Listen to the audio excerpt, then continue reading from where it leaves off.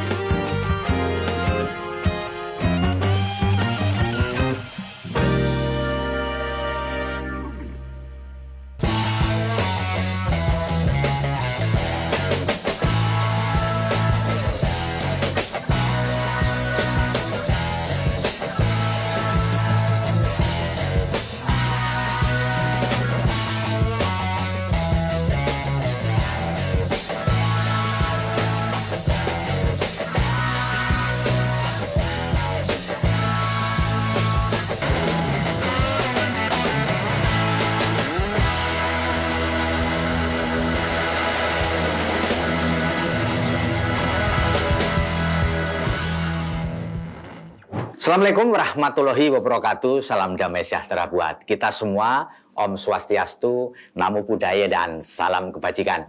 Bertemu lagi dengan saya, Feby Mahendra Putra, Direktur Pemberitaan Tribun Network.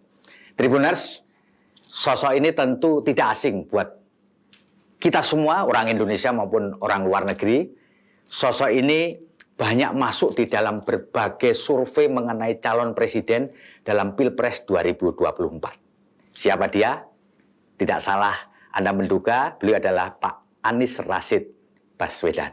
Dan pada saat ini saya wawancarai tanggal 2 Maret 2023, Partai Demokrat secara resmi memberikan dukungan kepada beliau, sehingga ada 3 partai yang sudah memberikan dukungan kepada beliau. Dan selanjutnya akan kita tanya kepada beliau, apa yang akan dilakukan selanjutnya. Assalamualaikum Pak Anies. Waalaikumsalam. Makasih Pak Feby. Luar biasa Pak Anies. Melonggarkan waktu untuk datang ke rumah. Pak Anies, siap. Setelah mendapatkan dukungan dari Partai Nasdem, Pak Anies keliling seluruh Indonesia ini. Mana-mana melakukan roadshow. Pak, Bapak capek nggak sih melakukan perjalanan panjang begitu? Dan kalau boleh saya tahu Pak, kecapean Pak Anies sekarang ini pada level berapa kalau diukur dari 1 sampai 10? Silakan Pak. Jadi begini Pak Feby, sebelum saya jawab Ya. pertanyaan soal perjalanan Ya. ini, apakah capek atau tidak? Ya. Saya berikan cerita sedikit Pak Ya. Feby. Kalau saya ini senang ke toko elektronik, saya senang ke toko buku. Ya. Ya. Jadi kalau saya datang ke toko buku, Ya. saya datang ke toko elektronik, itu AC-nya di toko itu baik, nyaman, suasana nyaman. Saya bisa 4 jam, 3 jam, 4 jam itu di toko itu. Dan nggak capek. Ya. Ya. Ya. Kemudian istri saya Ya. ajak saya, Pak Feby, ke toko baju. AC-nya nyaman, tempatnya nyaman. Baru setengah jam saya udah capek, Pak. Baru setengah jam saya udah tanya, Fer, ini kapan ya selesainya? Kapan pulangnya? Ya. Padahal sama-sama nyaman. Ya. Tempatnya nyaman, suasana AC-nya. Apa sih yang membedakan jadi capek dan tidak? Ya. Ketika hati, pikiran, dan tindakan itu sinkron, Oke. selaras, nggak ada capek. Tapi kalau saya menjalani yang saya sukai, Iya. saya nggak capek. Tapi Ya. begitu kita menjalani hal yang kita nggak nyaman, langsung lelah. Ya. Nah, itu saya bilang, saya Itu datang ya. ke toko baju, coba aja. Pak Feby cobain tuh, Ya. datang ke toko baju, lalu kalau istri saya bisa 4 jam di sana, 3 jam. Sebaliknya, kalau saya ajak ke toko elektronik, gantian istri saya bilang, masih lama kan gitu. Jadi maksud saya menjalani ini di Jakarta, dan bahkan keliling Indonesia, gak ada bedanya. Iya. Justru saya merasakan kebahagiaan itu adalah Ya. pada saat kita berinteraksi dengan orang, mendengar, Ya. observasi. Jadi Pak Feby, yang disebut sebagai suasana keliling itu interaksi yang priceless. Kalau saya sebutkan malah saya merasa ini seperti spiritual journey. Gitu ya, Pak. Sebuah perjalanan spiritual. Pak Feby ketemu orang, ngobrol, pada saat salaman saja, Ya. oke, kita akan merasakan tuh eratnya genggaman, semangatnya, Ya. kemudian ungkapannya, lalu kemudian kita bisa membaca begitu banyak fenomena masyarakat dari interaksi yang sebentar. Dan makin sering saya berkeliling, makin terasa sekali saya mengalami pembelajaran. Gitu ya, makin Pak? cepat mendeteksi suasana. Jadi Ini suasana berat, makin suasana ketemu banyak orang makin enjoy. Pak. makin enjoy, Iya, makin iya. enjoy dan makin enjoy dan kemudian menjadi bukan sesuatu yang melelahkan. Ya. Pak, Bapak kan tidak muda-muda amat nih, tapi juga tidak tua-tua amat. Tentu kan fisiknya kan mesti harus diatur nih, Pak. Ya kan, makan dan sebagainya. Bagaimana Bapak ngatur supaya meskipun hati senang, enjoy, tapi fisik tetap prima? Gimana Bapak menjaga ini, Pak? Serhana sebetulnya. Satu, cukupkan istirahat. Tidur ya maksudnya, Pak ya? Ya. Jadi malam tentu. Kemudian yang kedua, di antara kegiatan, Ya. kalau ada waktu longgar, dan kalau ngantuk tidurkan. Nggak boleh dipaksa minum kopi gitu ya? Iya, dan sebenarnya kalau tidurkan itu paling 10 menit, 15 menit selesai kok. Oke. Jadi bukan tidur lama. Ya. Ngantuk tidurkan. Lalu makan yang cukup. Ya. Jangan berlebih. Itu bikin ngantuk kalau saya. Ya. Kalau makan tuh cukup aja. Ya. Asal cukup. Lalu pastikan bahwa ada aktivitas olahraga. Saya kalau pagi seminggu 3 kali, seminggu 4 kali itu Jalan. olahraga. Jalan, kemudian dengan rowing. Ya. Itu yang dikerjakan. Jadi rutinitas itu ada. Kemudian tentu ada saja ada seperti multivitamin. Ya. Tapi bukan sesuatu yang mendasar. Gitu Jadi ya. kalau ditanyain apa, ya sebenarnya istirahat yang cukup, makan yang sehat, olahraga, dan ditakar. Ya. Ditakar kegiatannya itu. Kalau kira-kira itu lelah, Ya, sudah. kira-kira itu, ya jangan dipaksakan. Ya. Takar aja. Ya. Karena ini kan seperti lari maraton ya, Betul. Pak Feby. Ya, betul sekali, Pak. Jangan sampai jaraknya maraton, kecepatannya sprint. Nggak Agak repot itu. Pak Anies, banyak orang awam bertanya, Pak Anies ini bukan pengusaha, sudah tidak lagi menjabat, keliling ke sana kemari, butuh duit ini, Pak.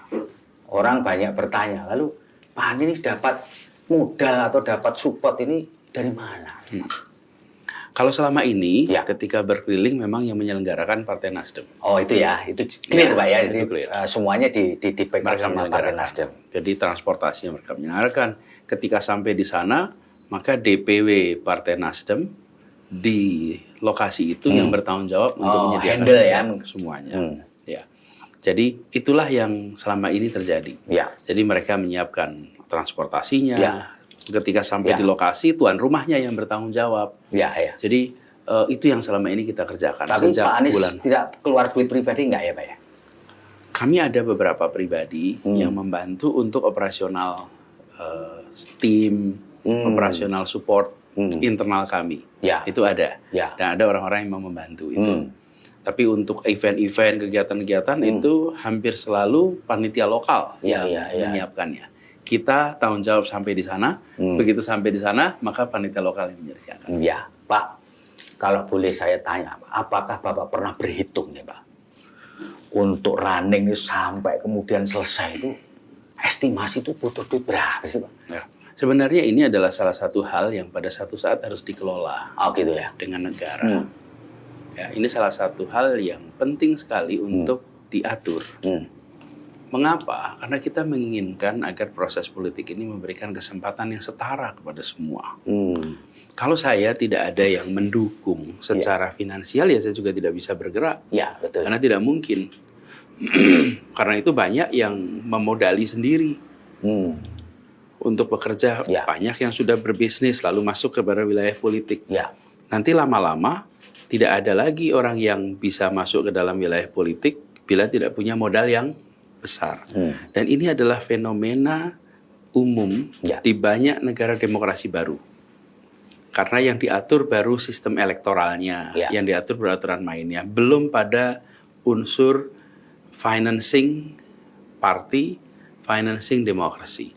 Ini PR yang PR, kita ya. harus bereskan. Jadi segalanya itu ada perhitungannya. Ya. Nah, aspek ini termasuk aspek yang bisa diperhitungkan, bisa disiapkan.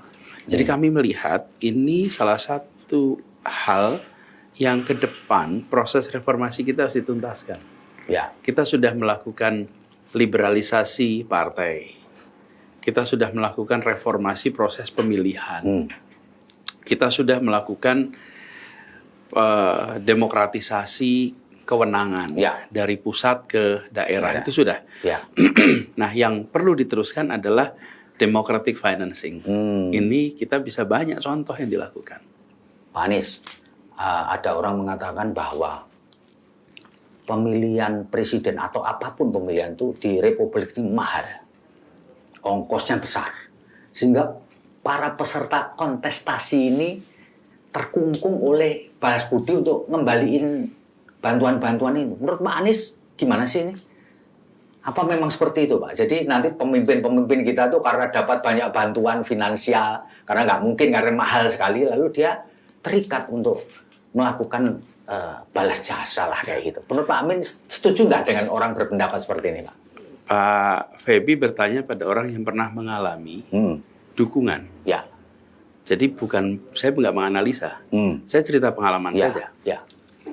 Ya. Saya ketika dicalonkan sebagai calon gubernur, itu gotong royong, Keplean. macam-macam. Ada yang saya tahu, ada yang saya tidak tahu. Oke. Semua memberikan, dan kepada semua saya sampaikan bahwa kita ingin Jakarta yang lebih baik ya. Ya. Jakarta lebih baik. Jadi tanggung jawab moralnya itu saya pada rakyat kebanyakan. Yang itu yang harus ditunaikan.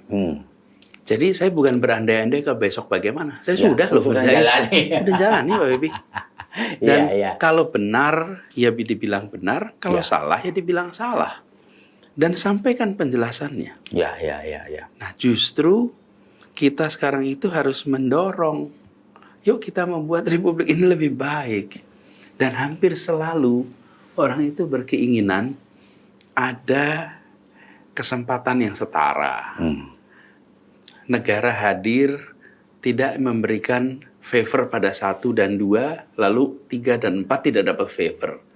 Kita ingin kesetaraan itu ada. Ya. Kita ingin kepastian hukum. Ya. Kita ingin predictability. Ya. Jadi yang dijanjikan untuk dibangun adalah suasana itu. Ya. Itulah sebabnya kemarin waktu kan sempat ramai itu ada surat, saya menandatangani surat hutang dan lain-lain. Itu di situ saya sampaikan, begini ya, kalau saya menang, maka saya nggak harus bayar ya. Kenapa? Karena pembiayaan ini adalah untuk kita mengusahakan Jakarta lebih baik. Tapi kalau saya kalah, ya saya akan bekerja di private sector. Saya akan cari usaha. Dan konsekuensinya, saya harus kerja keras untuk mengembalikan. Kenapa? Karena yang ada dalam benak kami adalah, ya kita ingin Jakarta lebih baik. Jadi kira-kira begitu. Ya. Pak Anies, tadi kan Bapak mengatakan bahwa ketika bertemu dengan banyak orang di seluruh penjuru negeri ini kan kayak semacam energi gitu ya. Kalau boleh disimpulkan gitu Pak ya, selama ini Pak, apa poin-poin penting yang Bapak dapatkan selama berkeliling di wilayah negeri ini bertemu dengan banyak orang Pak? Poin-poin penting yang dapat Bapak terima apa saja Pak? Jadi tiap wilayah itu beda. Ya. Aspirasi. Ya. Kata kuncinya. Ya, kata kuncinya. Berikan kesempatan yang setara pada kami. Berikan kesempatan setara. Misalnya, kami ingin anak-anak kami tidak harus dikirim keluar kota kami untuk bisa sekolah bagus. Oh gitu. Kami Itu satu ya, Pak, misalnya contoh, kami ingin kalau orang tua kami sakit bisa dirawat di rumah sakit di tempat kami tinggal. Tidak harus dikirim ke kota yang bukan kota kami. Itu sederhana. Itu ya. Jadi kesetaraan. Lalu kami ingin agar kegiatan-kegiatan usaha yang ada di sekitar kami itu ya kami ini juga yang dapat lapangan pekerjaan. Ya. Terus kami ingin tanah yang orang dari nenek moyang kami tempati ternyata menghasilkan mineral yang banyak, energi yang banyak. Ya kami ingin ikut merasakan manfaatnya. Ya. Jadi itu tema-tema yang sering diungkapkan. Jadi begini, kesetaraan, Pak ya, antar dunia ya. di dalam saya menjalani proses pemerintahan ini, jangan berkecil hati kalau di pemerintahan itu, kalau dengar dari masyarakat isinya keluhan. Kenapa? Ya. Karena hal yang berjalan baik biasanya nggak dipuji. Gitu ya, Pak. Ya Pak Febi, ini kita lagi ruangan ini. Alhamdulillah nih listriknya nyala baik, AC-nya nyala, video ini rekaman bisa jalan baik, ada listrik. Emang pernah Pak Febi bilang terima kasih PLN? Biasa aja ya, Pak ya. Ya, kita nggak ingat PLN tuh. Iya. Dan bilang terima kasih ya. Coba kalau PLN nggak ngerjain, padahal di balik nyalanya ini, cetek gitu, itu di belakangnya ada sebuah sistem Rangkaian yang luar biasa. Rumit. Tapi kita, kalau PLN mati, wih rame betul kita. Ya. Tahu nomornya. Ini maksud saya. Ya. Itu diungkapkan bukan berarti tidak ada keberhasilan dirasakan masyarakat. Oke. Ada.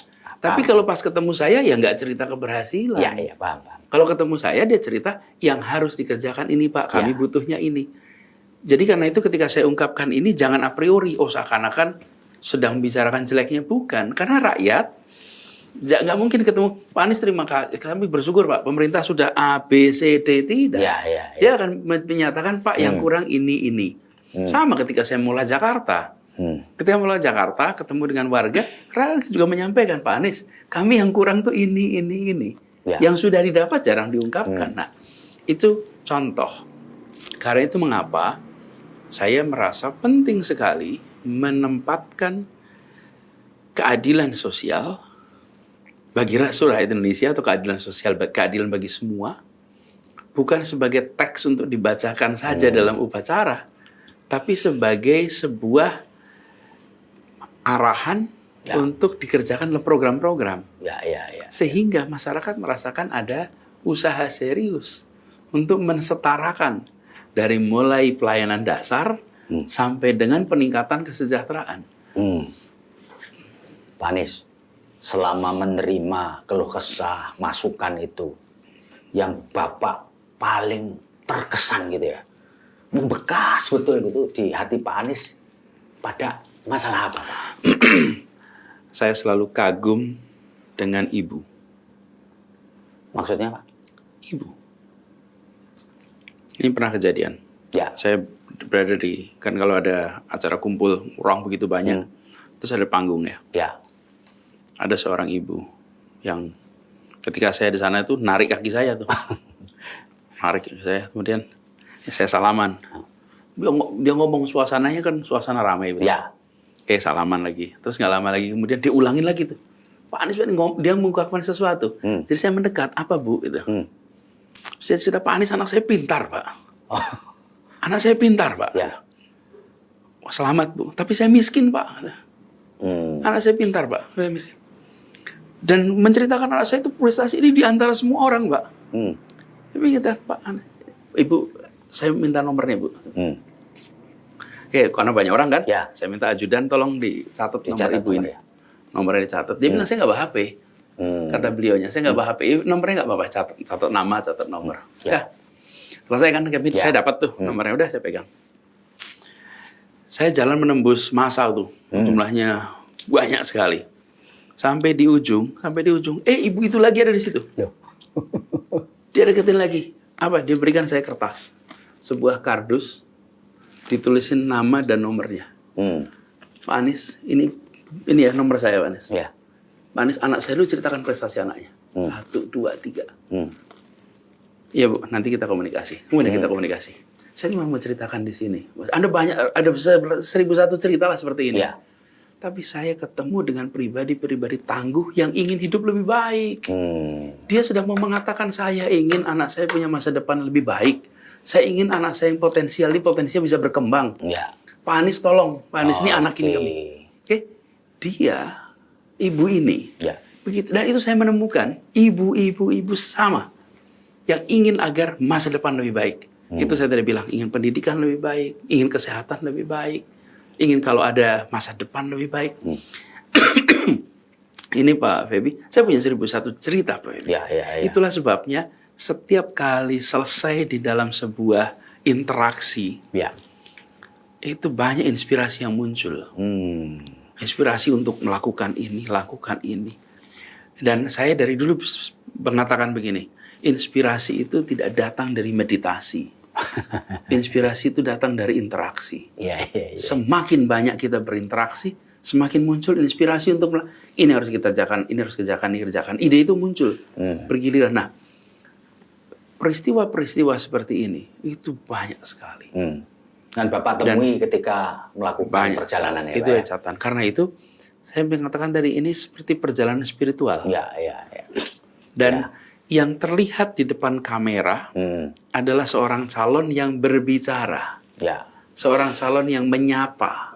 Yang terlihat di depan kamera. Ya. Yang tidak muncul di depan kamera adalah seorang calon yang menyerap. Menyerap rasa, menyerap pandangan, menyerap suasana, menyerap emosi. Ya. Itu nggak ada kelihatan. Ya, ya, ya. Dan salaman langsung kerasa kok. Dari kegamannya. Nggak nyetrum gitu, nyetrum ya? Ya sederhana aja. Bisa tahu kira-kira profesinya apa dari salaman. Nggak kebayang. Gitu ya, Pak? Ini macul apa tidak? Ya langsung. Ini biasa pegang pena apa tidak? Itu biasa kerasa. Dan itu bukan diskriminasi. Itu Ya, hanya ya. sekedar observasi.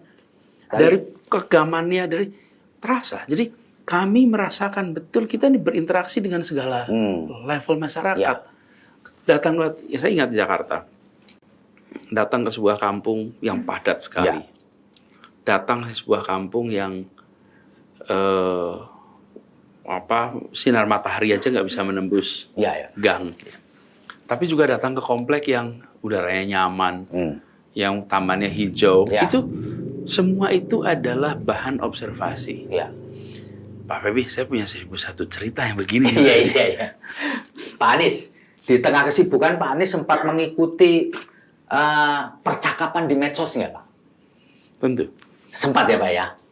Tentu di antara percakapan itu sebagian ada yang memberikan support kepada Pak Anies, ada sebagian yang ngolok-ngolok, bully, ya kan, menghujat itu. Pak, dia yang kalau yang mendukung saya nggak tanya. Terhadap mereka yang membuli itu perasaan Bapak gimana? Itu bukan barang baru. Bukan barang baru ya, Pak ya? Jadi itu ya dari dulu begitu. Lah, memang Pak Feby kira kalau tahun 50-an nggak ada begitu? Ada ya, Pak ya? Di mana-mana ada. Dari dulu ada. Atau bedanya apa? Bedanya dulu nggak kedengeran.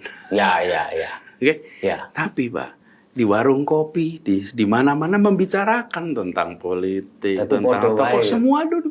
Cuman dulu itu obrolan di warung kopi di kota X nggak kedengeran sama kita di Jakarta. Ya. Di kota, padahal di mana-mana orang yang membicarakan. Ya, ya. Dan membicarakan dengan tone yang bervariasi. Ya. Ada yang positif, ada yang negatif. Ya. Jadi kalau Arik bahasa Jawa ngerasani itu Ya. bukan barang baru. Dibicarakan dengan negatif juga bukan barang baru. Ya, ya. Kenapa jadi terkejut? Jadi buat Pak Anies biasa baik. Bukan buat saya saja, buat siapapun yang menjadi student of history. Siapapun yang pernah membaca perjalanan sejarah, Ya. pasti tahu itu normal. Iya. Itu normal. Bedanya dulu telinga kita cuma dua. Oke, sekarang Iya, iya. timeline itu jadi telinga kita. Oke, jadi kita Iya, iya, iya. jadi seperti dengar semua. Ya. Relax saja, Bu. Relax aja, ya. Karena ini bukan fenomena baru. Yang baru itu telinga kita jadi banyak, namanya Ya. timeline tuh. Ketika buka timeline di situ kedengeran semua. Oke, nah jangan fokus pada noise. Ya, noise itu akan selalu Selalu ada ya. Fokus pada apa yang sudah rencana akan dikerjakan. Lalu respon pada voice. Sesuatu yang substantif terhadap apa yang mau kita kerjakan. Ya, ya, ya, Oke? ya, ya. Karena memang tujuan kita adalah menuntaskan rencana. Kalau kita berada di pemerintahan ya menuntaskan rencana. Ya. Opini publik bisa dibentuk minimal dengan dua pendekatan. Satu, dengan kita merekrut orang sebanyak-banyaknya untuk mengatakan yang kita mau katakan. yang kita kehendaki. Ya. Merekrut orang itu diulang-ulang Ya. sehingga nanti terbentuk opini. Ya. Ini adalah secangkir teh. Oke, kita minta 100 orang, tolong bunyikan nih secangkir teh. Ya. Tapi kita juga mau bilang, ini secangkir kopi, ayo panggil 100 orang untuk mengungkapkan 100 kopi. Oke. Atau kita dengan cara mengerjakan. Ya. Ya. Dan orang mengalami. Ya. Setelah orang mengalami, dia akan terbentuk persepsi. Ya. Nah, saya percaya yang kedua ini persepsinya lebih solid karena dia membentuk opini berdasarkan pengalaman, Ya. bukan membentuk opini berdasarkan kata orang. Ya. Seperti orang jualan sampo. Kamu lihat kan? Orang yang mengiklankan ini samponya A, B, C, D, F, G, kemudian ada orang yang memakai samponya. Ya. Maka dia akan punya opini berdasarkan pengalaman yang bukan sekadar berdasarkan kata orang. Ya. Nah, ketika kita berada di pemerintahan, saya waktu bertugas 5 tahun, saya meyakini bahwa warga Jakarta akan merasakan apa yang kita kerjakan karena saya berencana tugas 5 tahun di Jakarta. Ya. Lebih baik saya kerjakan itu semua, toh nanti mereka akan punya pengalaman, dari pengalaman itu terbentuk opini. Ya. Kalau saya di sini cuma setahun, ya saya cari orang sebanyak-banyaknya untuk mengatakan yang saya kerjakan cuma setahun. Tapi kalau saya kerjakannya 5 tahun, saya punya full period kok untuk mengerjakan. Nah, saya lebih cenderung untuk melakukan itu, termasuk ketika dengan sosial media. Ya, yang salah silakan dikoreksi lah. Ya. Jangan sebarkan hoax. Kira-kiranya nih. Ya. Tapi bagian saya, bagian deliver saja, bagian fokus pekerjaan saya. Tapi bukan berarti Pak Anies cuek ya sama fenomena yang ada di sosial media. Persetan lah dengan enggak ya, Pak ya. Oh, begini. Jadi kata cuek dan lain-lain itu tidak pernah menjadi vocab saya juga, Pak. Ya, saya memperhatikan semua hal. Tetapi ada yang kemudian dijadikan sebagai bahan untuk saya berjalan, ada yang tidak. Oke. Dan itu bukan sesuatu yang menghabiskan energi, enggak sama sekali. Enggak sama sekali. Jadi karena itulah kenapa saya tidak pernah khawatir, enggak pernah. Bahkan saya sering bilang jangan khawatir dengan apa yang ditulis di sosmed hari ini. Bahkan jangan khawatir apa yang ditulis media hari ini. Tapi pikirkanlah apa yang akan ditulis para sejarawan di masa depan. Itu ya. Karena penting. mereka nanti akan menulis semua rentetan peristiwa ini dengan perspektif waktu yang lengkap. Ya. Karena apa yang kita kerjakan sekarang belum tentu populer, belum tentu disetujui oleh orang banyak, tapi setelah waktu berjalan, orang menengok kembali, oh ternyata itu hal yang benar ya. Gitu kira-kira. Ya, Pak Anies, setelah mendapatkan dukungan dari 3 partai ini, dalam waktu dekat ini apa yang akan Pak Anies lakukan, Pak? Ya, memastikan bahwa konsolidasi ini lebih baik, Ya. makin solid. Kemudian tentu harus mulai melakukan pembahasan tentang pasangan. Oh, gitu ya, Pak ya. Tentu dong. Itu penting ya, Pak ya. Penting. Ya. Harus kan, walaupun tidak ada sesuatu yang bisa dikatakan kapan tanggalnya belum. Belum ya. Tapi pembahasan dikerjakan sambil ya terus berkomunikasi dengan berbagai masyarakat, unsur masyarakat, dan menyiapkan tentang gagasan untuk kampanye dan gagasan untuk pemerintahan. Pak Anies, emang milih wakil ini susah ya, Pak? Seberapa susah, Pak? Untuk kan Bapak diberi satu otoritas lah untuk memilih wakil. Menurut Pak Anies ya, seberapa susah sih Pak milih wakil ini? Susah dan tidak itu perasaan ya. Jadi susah dan itu perasaan. Jadi ini pasti akan perlu waktu. Oh, take time harus ngobrol, harus Ya. diskusi, memastikan bahwa pasangan yang terbentuk itu membuat koalisi makin solid. Itu yang diperlukan. Jadi menurut Pak Anies susah atau tidak susah itu soal perasaan ya? Ya. Meskipun sebenarnya nggak gampang juga kan Pak ya? Barangkali bukan hanya nggak gampang, perlu waktu. Oh, perlu waktu ya Pak. Ya. Pak, selama, kalau boleh cerita, tapi kalau Bapak keberatan nggak usah. Apa dinamika yang paling menonjol ketika proses memilih wakil ya Pak? Dinamika yang paling menonjol apa Pak? Kan belum sekarang. Ini kan baru 3. Oh iya. Baru iya. 3 partai. Ya. Nah sekarang kita mulai prosesnya. Jadi kalau menurut pengalaman Bapak di masa lalu Pak, Bapak kan pernah jadi kepala daerah, kan tentu milih wakil juga kan, Pak? Dari pengalaman lalu itu yang yang krusial apa sih Pak dalam memilih? Kalau waktu itu udah jadi soalnya. Oh, jadi nggak milih. nggak ada krusial ya? Udah plek gitu aja deh. Gitu. Kalau Udah sekarang plek. beda lagi ya Pak Kalau ya? sekarang beda. Iya. Pak, ini pertanyaan pamungkas saya Pak ini Pak. Pak, kalau boleh Bapak menyampaikan kepada pembaca kita, menyampaikan kepada penonton kita, apa poin penting yang ingin Bapak sampaikan? Barangkali gini, Ya, kita ingin Indonesia lebih baik. ya. Kita ingin Indonesia maju, Hmm, rakyatnya bahagia, ya, pemerintahannya efektif, lalu tata kelola berjalan dengan baik. ya. Kan kita ingin itu Ya, semua. betul. Terus ketika kita mencari orang untuk melaksanakan itu, kok cuma lihat angka survei ya? Hmm, Dan media hanya melihat angka survei. Lah kita ini ingin Indonesia lebih baik. Pertanyaannya, Indonesia lebih baik itu butuh orang yang seperti apa? ya, ya, ya. Butuh orang dengan gagasan apa? Hmm. Butuh orang dengan rekam jejak seperti apa? Hmm. Butuh orang yang selama ini mengerjakan apa? Nah kita ingin lebih baik. Ya, ya, ya. Tapi coba, semua media-media mainstream, kita ini diredusir. Jadi pertanyaannya tentang persentase. Ya, ya. Seseorang disebut sebagai potensial apa tidak, tergantung angka surveinya saja kok. Ya, ya, ya, ya, ya, ya. Angka Ya, betul, surveinya. betul, betul. Diredusir jadi angka survei. Seseorang dengan gagasan, dengan rekam jejak, dengan apapun, kalau angka surveinya itu kecil, dia tidak dimasukkan di dalam deretan orang potensial. Hmm. Itu ya, Menurut Pak, saya ini reflektif nih. ya. Kenapa Republik ini didirikan dengan gagasan? Hmm. Republik gagasan. Ketika kita memutuskan untuk menggunakan bahasa Indonesia sebagai bahasa persatuan, itu dengan voting.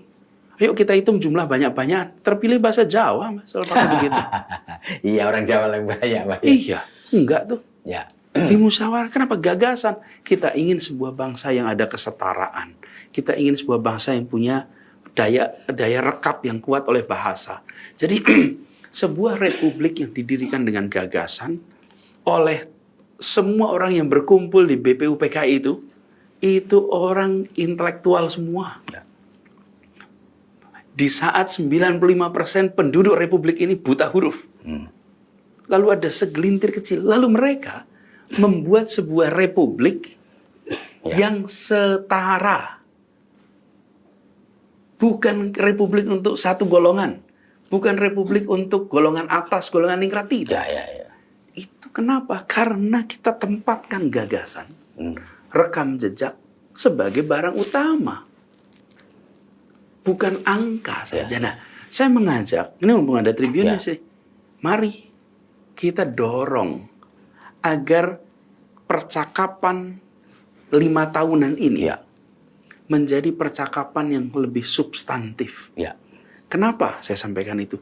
Karena kita ini dalam sebuah perjalanan menuju cita-cita republik. Kita berangkat sebagai bangsa yang 95% buta huruf. Sekelompok orang terdidik, kaum cendekiawan masa itu memutuskan merdeka. Ya. Lalu mereka menuliskan di dalam sebuah rangkaian pesan, narasi yang namanya pembukaan Undang-Undang Dasar 45. Ya, luar biasa ini. Itu dahsyat. Dia katakan itu untuk melindungi setiap tumpah darah, memajukan kesejahteraan umum, mencerdaskan kehidupan bangsa, terlibat ketertiban dunia, dan ujungnya meraih keadilan sosial bagi seluruh rakyat Indonesia. Itu kalimat penutupnya tuh. Ya. Oke. Jadi, menuju sana tuh, nah tiap 5 tahun sekali, kalau ini sebuah perjalanan satu grup itu, dalam sebuah pengembaraan di hutan, maka tiap 1 kilometer kita berhenti. Buka kompasnya nih. Nah, ini tadi titik berangkatnya sana, ini mau ke sana. Yuk. Habis itu tentukan ketua kelompoknya siapa sekarang untuk perjalanan 5 tahun ke depan. Tentukan lagi ketuanya siapa untuk 5 tahun ke depan. Ya.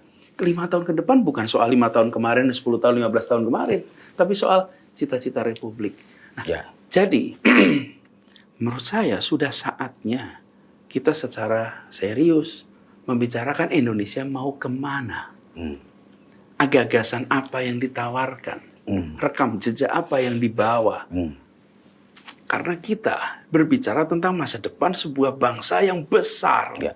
Sumber daya yang luar biasa banyak. Jadi, ketika kita berbicara tentang mencari orang yang menjadi ketua kelompok ini, ini bukan sekedar banyak-banyakan. Nanti, Pak, kalau sudah menjadi siapapun kandidat, otomatis akan dapat suara kok. Ya. Otomatis. Tapi dan ini tugas partai politik, Ya. ini tugas media, untuk bertanya, untuk kemudian mengelaborasi. Sehingga dengan begitu, 5 tahun ini, dan rencana 5 tahun ke depan, itu menjadi sinkron. Ya. Antara apa yang mau diraih sebagai republik, dan siapa-siapa saja yang akan diberikan tugas untuk meraih itu. Itu kira-kira ya, gitu. Ya, Pak, ini pertanyaan terakhir, betul terakhir, tapi remeh-temeh. Pak, kenapa Bapak selalu pakai rompi itu ya, Pak? Selalu. Apa, Pak? Ada apa dengan rompi itu? Ini. Ya. Enak aja, Pak. Oh, enak aja ya? Kan jawabnya remeh-temeh juga. Ya. Jadi gini, ini Ya. rompi ini saya pakai sudah lama. Ya. Bahkan kalau Pak Feby lihat, saya ketika bertugas dimanapun, baik itu ketika di Indonesia mengajar, baik itu ketika saya tugas di kementerian, baik itu ketika saya bertugas di pemerintah provinsi, memang ini memudahkan saya bawa barang juga, Pak, di sini. Jadi kan saya bawa alat-alat tambahan sini mudah. Terus yang kedua, saya sering naik sepeda. Ini dulu windbreaker saya naik sepeda. Karena itu kalau saya pakai rompi nggak pernah tebel. Ya, tipis ya, Pak. Tipis sekali. Ini tipis sekali. Lah, Bapak punya berapa ini? Seperti ini. Ada beberapa. Oh, saya kira satu-satunya ini. Oh, enggak. Kalau jadi orang gini. Jawa bilang Mbah Ringgo, Mbah Kering Tinggo, ya nih. Bukan ya, Pak? Ada. Gini, Mbah Kering Tinggo tur dibagi. Jadi kalau ada yang mau saya kasih. Oh, gitu. Nah, jadi saya ada stok. Kemudian ketika saya tugas di Jakarta, ini juga saya pasangin waktu itu aplikasi Jaki di sini, Jaklingko di sini. Ya, betul. Karena apa? Karena sambil saya mau promosi supaya warga pakai aplikasi itu, supaya warga pakai Jaklingko. Karena waktu itu bagian dari kita public education tuh, menjangkau semua. Nah, saya di Jakarta tuh naik sepeda. Kita pakai mobil. Sepeda saya dibawa di mobil di belakang. Nanti ketika sampai sebuah tempat saya turun. Saya ganti sepeda. Kenapa? Supaya bisa masuk kampung, bisa jalan-jalan kecil itu paling leluasa pakai sepeda. Nanti setelah selesai naik mobil lagi. Jadi antara mode transportasi itu interchangeable. Nah, pakai rompi ini memudahkan. Nambah masukin barang-barang lain juga nggak repot. Kalau nggak saya harus bawa tas. Iya, benar juga ya, Pak. Ini bisa dicontoh ini, Pak. Ini, Pak. Rompi tipis ini. Rompi tipis. Makanya saya kalau lihat ada rompi tebal, lemahnya kita tinggal di pegunungan perlu hangat. Panasnya seperti gini, kok rompinya tebal loh. Oke, Pak Anies, terima kasih banyak. Tribuners, kita sudah ngobrol luar biasa ini dengan Pak Anies Rashid Baswedan. Meskipun ini malam hari, tapi nampaknya beliau tetap semangat. Terima kasih sekali lagi, Pak Anies. Ya. Tribuners, saya Feby Mahendra Putra pamit undur diri. Moga-moga obrolan saya dengan Pak Anies Baswedan bisa bermanfaat bagi kita semua. Assalamualaikum warahmatullahi wabarakatuh. Salam damai sejahtera buat kita semua. Om Santi Santi Om, Namo Buddhaya. Salam kebajikan dan jangan lupa tetap bahagia.